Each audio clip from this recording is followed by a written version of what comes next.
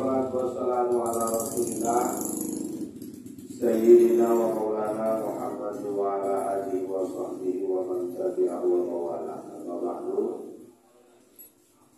Sohibul Bait beserta keluarga, ketua beserta pengurus majelis taklim, semua kita yang berhadir, bapak-bapak, ibu-ibu, rahimakumullah yang saya hormati.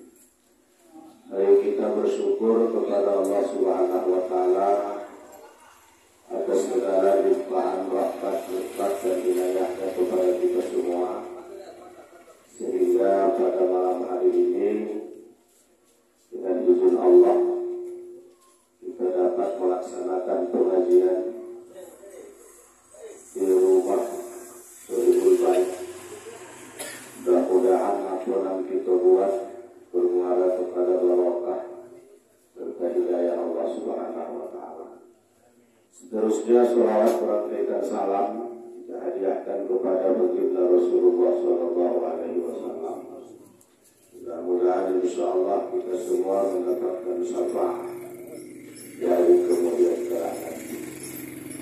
Adapun kajian kita pada malam hari ini Al-Babul Khamis, yaitu bab yang kelima, fi fadilatil iman, itu menceritakan tentang keutamaan iman. Wa huwa fil lughah, adapun iman menurut lughah, menurut bahasa, tasdiqu bil qalbi, tasdiqul qalbi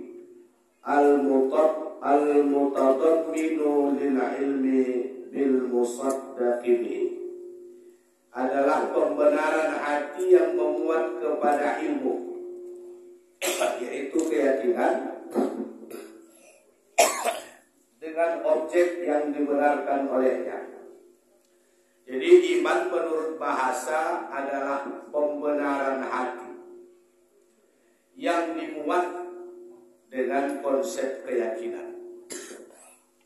Karena ilmu dalam iman itu artinya keyakinan, bukan teori. Jadi kalau dalam ilmu eksak mungkin arti ilmu itu teori, ya. Tapi kalau dalam konsep iman, ilmu itu adalah keyakinan. Wa huwa fi syari'ati, dan adapun menurut syar'i, menurut syariat, at-tasdiqu wa huwa al-ilmu billah wa sifatihi ma'a jami'i ta'ati wal jibati minha wan nawafili wa ijtinabi zallati wal ma'asi. Dan iman menurut syariat adalah membenarkan, yaitu mengetahui tentang adanya Allah dan sifat-sifatnya. Di menurut syariat, orang yang beriman itu mereka yang tahu dengan adanya Allah dan sifat-sifatnya. Itu yang maksud dengan iman. Maka wajib bagi kita mengenal tentang sifat-sifat Allah.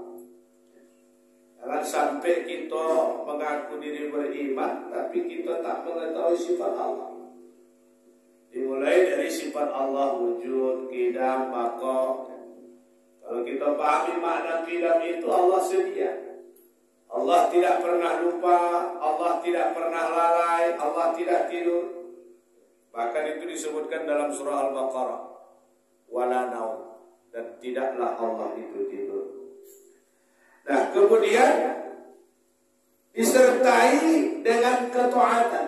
Nah, orang beriman itu tak bisa juga hafal saja dia sifat Allah itu tanpa diiringi dengan sifat taat. Kalau iman itu dalam syariat mengenal akan sifat-sifat Allah, diiringi dengan sifat ketaatan kita.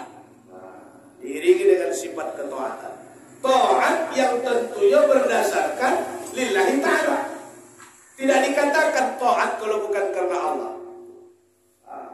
Tidak dikatakan taat kalau bukan karena Allah. Maka ciri-ciri orang yang taat itu sirra wa alaniyah, baik sunyi ataupun ramai, dia tetap mengabdikan diri kepada Allah. Baik dia mendapat pujian atau tidak, dia tetap mengabdikan diri kepada Allah. Nah, saudara menandakan hati kita ya. Hati kita ya, kalau orang tak tahu ya. Hati kita ya. Kalau kira-kira disanjung orang awak, datang bangga diri, datang moga hati, sehingga dan sunat pun dikawalkan.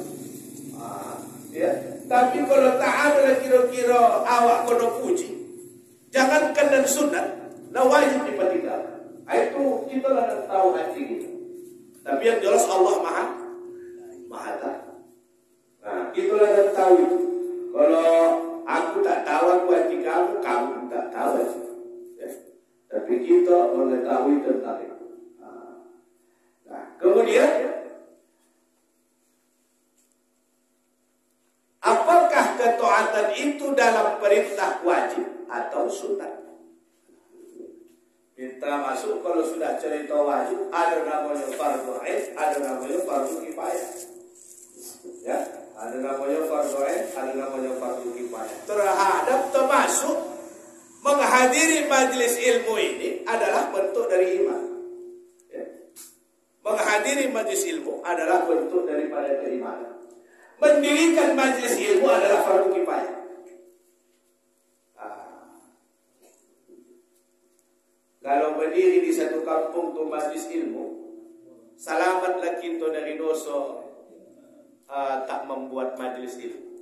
Tapi datangnya itu wajib ain. Utlubul ilma faridatun ala kulli muslimin wal muslimin. Ini termasuk dalam bentuk taat.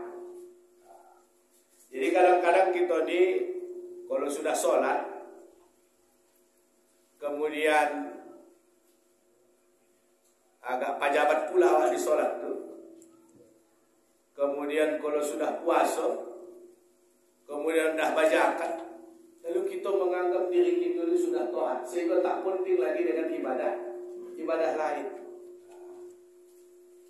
Bahkan kita menganggap kadang-kadang diri kita ini pula lah yang paling taat. Ini bahaya. Padahal nawafil, makna nawafil itu ibadah sunnah. Ibadah sunnah. Jadi jangan kita mengetahui kewajiban itu. Acap yang sunat tahu kita puasa sunat, sholat sunat, ya. Masih banyak lagi ibadah sunat. Nah, kemudian yang dimaksud lagi dengan iman itu disebutkan di dalamnya adalah wajtinabiz zalati wal ma'asi. Ya. Wajtinabi yaitu menjauhi az-zalati, berbagai macam ragam tentang dosa dan kemaksiatan. Menjauhi berarti bukan hanya sebatas tidak melakukan. Ya. Kalimatnya menjauhi. Dokat saja jangan. Dokat saja jangan. Apalagi melakukan. Wajtinabi, dan dia menjauhi akan perkara azalati al-ma'as wal ma'asi, perkara-perkara yang mendatangkan dosa dan kemaksiatan. Di maksiat ini lawan-lawan dari taat. Lawan-lawan takwa itu adalah maksiat. Imtisalul awamir wajtinabun nawahi, melaksanakan segala perintah Allah dan meninggalkan segala larangan Allah. Sementara ma'asi ini imtisalun nawahi wajtinabul awamir, melaksanakan segala yang dilarang, meninggalkan segala yang disuruh. Ada orang yang tak pemabuk, ya, ada orang yang tak pezina, ada orang yang tak pajudi, tapi dia tak juga salat. Ini juga pemaksiat namanya. Ini juga orang yang tak beriman dalam bentuk syariat. Ada pula banyak orang yang sholat, berpuasa, berzakat, tapi mengerjakan yang diharapkan Allah, minum khamar juga, tetap itu dikatakan maksiat. Sukat maksiat itu terangkum dalam bingkai ketaatan. Maka dikatakan atiullah wa atiur rasul, dan itu disuruh orang beriman. Ya ayyuhalladzina amanu atiullah wa atiur rasul. Hai orang-orang yang telah beriman, kamu taat kamu kepada Allah dan taat kamu kepada Rasul.